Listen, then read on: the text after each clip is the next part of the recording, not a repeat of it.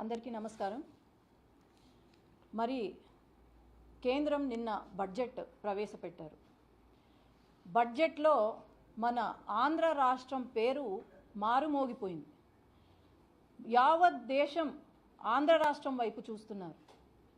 అలాగే మన రాష్ట్రంలో ఇంక్లూడింగ్ వైఎస్ఆర్సీపీ కార్యకర్తలు నాయకులు కూడా మన ముఖ్యమంత్రి నారా చంద్రబాబు నాయుడు గారికి ధన్యవాదాలు తెలుపుతున్నారు. మరి ఇలాంటి సమయంలో జగన్మోహన్ రెడ్డి గారు ఢిల్లీకి వచ్చి ధర్నా పెట్టడం అంటే మరి ఆయనకు ఈజీ మెంటలీ సేన్ ఆర్ ఏమన్నా మెంటల్గా ఏమన్నా ప్రాబ్లం ఉందా అనేది నేను ఈరోజు ప్రశ్నిస్తున్నాను. ఎందుకంటే గత 5 సంవత్సరాలుగా ఆయన ముఖ్యమంత్రిగా ఉన్నారు.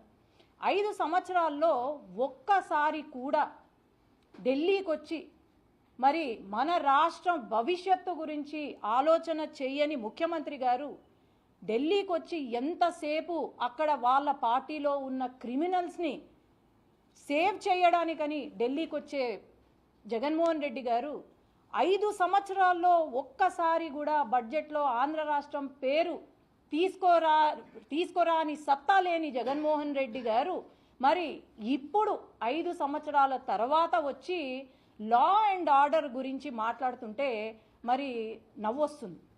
ఎందుకంటే మరి సొంత చెల్లెలు మరి వైఎస్ సునీత గారు తను ఎన్నో సంవత్సరాలుగా సొంత చిన్నాన్నను అతి కిరాతకంగా చంపేస్తే మరి న్యాయం చెయ్యండి అన్నా అని అడుగుతూ ఉంటే సొంత చెల్లెలకి న్యాయం చెయ్యని ముఖ్యమంత్రి గారు అప్పుడు ముఖ్యమంత్రి గారు మరి ఈరోజు అదే క్రిమినల్స్ని పక్కన పెట్టుకొని ఈరోజు లా అండ్ ఆర్డర్ గురించి మాట్లాడుతుంటే మరి ఏమని అనుకోవాలా మనం?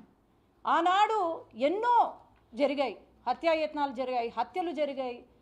ఒక ఎమ్మెల్సీ డ్రైవర్ని చంపి అతి కిరాతకంగా చంపి డోర్ డెలివరీ చేస్తే ఆనాడు మళ్ళీ పక్కన పెట్టుకొని రాజకీయం చేసిన జగన్మోహన్ రెడ్డి గారు ఈరోజు ధర్నా చేస్తున్నాడంట.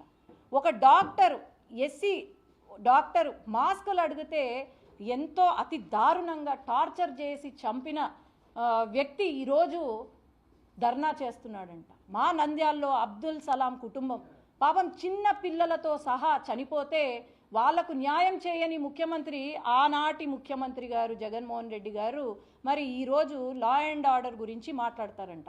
మరి ఈరోజు ఒక 2 రౌడీ షీటర్లు, అప్పుడు వైసీపీకి సంబంధించిన వాళ్ళే వీళ్ళు, రౌడీ షీటర్లు గొడవ పడితే వాళ్ళ పర్సనల్ గొడవను ఈరోజు రాజకీయం చేస్తున్నారు, శవ రాజకీయం చేస్తున్నారు. నేను ఎందుకంటున్నానంటే శవ రాజకీయం అని, ఆనాడు తండ్రి గారు వైఎస్ రాజశేఖర్ రెడ్డి గారు ఎంతో గొప్ప వ్యక్తి.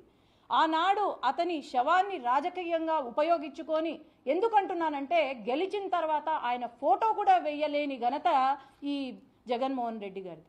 తల్లి పేరు కూడా, తల్లి పదవిని కూడా తీసేసిన వ్యక్తి ఆ రోజు చేసిన ఘనత జగన్మోహన్ రెడ్డి గారిది. మరి ఈ శవ రాజకీయాలు చేసుకుంటూ ఎన్నాళ్ళని మరి రాజకీయాలు చేస్తారు. ఈనాడు మనం గమనిస్తే మా కోడుమూరు నియోజకవర్గంలో ఎక్స్ ఎమ్మెల్యే ఒక పాస్కో చట్టం కింద మొత్తం వీడియోలు ఆడియోలు అన్నీ బయటికి వస్తే అతన్ని పరామర్శించడానికని చెప్పి వెళ్తాడు జగన్మోహన్ రెడ్డి గారు. అట్లాగే మా ఊర్లో ఒక చిన్న పాప 8 సంవత్సరాల పాపను అతి కిరాతకంగా రేప్ చేసి మర్డర్ చేసిన వ్యక్తులను పరామర్శించడానికని వైసీపీ నాయకులను పంపిస్తున్నారు మరి జగన్మోహన్ రెడ్డి గారు. ఇది శవ రాజకీయాలంటే. అందరూ కూడా అర్థం చేసుకునేది ఒకటి ఉంది. ఈరోజు మనం డెవలప్మెంట్ వైపు చూస్తున్నాము, లేదంటే ప్రజా సంక్షేమం వైపు చూస్తున్నారు తెలుగుదేశం పార్టీ. కానీ వీళ్ళు చేసేది ఎంతకాలము ఉండదు. ఎందుకంటే అందరూ గుర్తుంచుకోవాలా, ప్రజలు ప్రతిపక్ష హోదా కూడా ఇవ్వలేదు. ఆయన చేసిన గులకాయి డ్రామాకి ప్రతిపక్ష హోదా కూడా ఇవ్వలేదు. కానీ ఇప్పుడు ఈ డ్రామా ఏదైతే ఉందో పాపము 6,000 రూపాయలు ఇచ్చి అంతా నార్త్ ఇండియన్స్ ఢిల్లీ వాళ్ళను తీసుకొచ్చి ఆడ ఎయిర్పోర్ట్లో దింపినారంట. పాపం జనాలు కూడా వస్తలేరు ఆయనకు. మరి ఆలోచన చేయండి, ఏదో ఎగ్జిబిషన్ పెట్టినారంట. మీరు ఈరోజు గెలిచారు అంటే, ఒక ఎమ్మెల్యేగా గెలిచారు, 11 మంది ఎమ్మెల్యేలుగా ఉన్నారు అంటే రాష్ట్రాన్ని బాగు చేసుకోండి, లేదంటే మీ నియోజకవర్గం సమస్యలు బాగు చేసుకోండి అంతే తప్ప ఇక్కడ ఢిల్లీకి వచ్చి పాపం అవినాష్ రెడ్డి గారు ఎంపీగా చేస్తారంట.